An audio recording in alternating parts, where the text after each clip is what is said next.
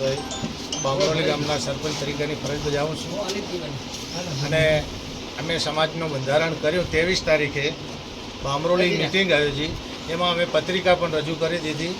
ત્યારબાદ અમાને કે મગનલાલને ત્યાં કંકુતરા છપાઈ ગયા છે આવા મેસેજ આપતા આગેવાનો ભેગા થયા અને મગનલાલે પણ અમને આમંત્રણ બોલાવી।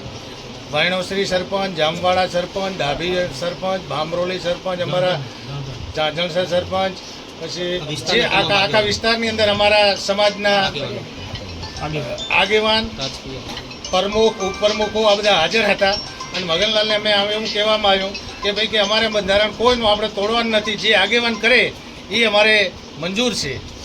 તો એમને અમે જે અમારે જે સમાજના નિયમ પ્રમાણે સાદા બંધારણની અંદર અમે સાદા ભોજનનું આવેદન આપ્યું એટલે સાદું અને આપ્યું અને જે પણ માતાજીનો એમને ઉત્સવનું કીધું તો કે ભેગી તારીખ નક્કી કરો તો એક બધું મનોરંજન સારી રીતે થાય।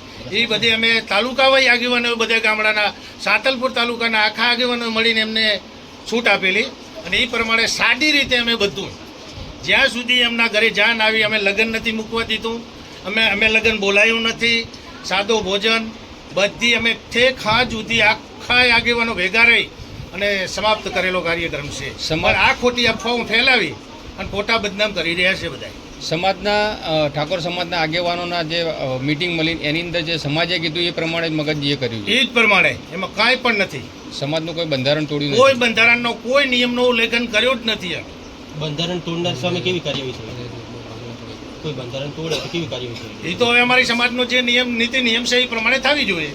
આ ધાર્મિક કાર્યક્રમનો રસ ગરબા જે હતા એ વિડીયો વાયરલ થયો સમાજમાં ક્યાંક ભાગલા પડે તેવું લાગે, કારણ કે સોશિયલ મીડિયામાં લેમાજીને પ્રમુખને હટાવો તેમજ મગનજીને ક્યાંક સમાજ બારો કાઢવાની વાત છે, તો એક સામાજિક અગ્રણી તરીકે તમે સમાજને શું સંદેશો આપશો?